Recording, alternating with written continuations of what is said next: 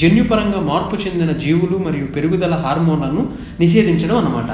ఇది 20వ శతాబ్దం ప్రారంభంలో వేగంగా మారుతున్న వ్యవసాయ పద్ధతులకు ప్రతిస్పందనగా ఉద్భవించింది.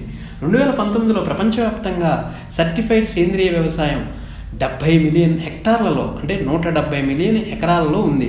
ఆ మొత్తంలో సగానికి పైగా ఆస్ట్రేలియాలో ఉన్నాయి.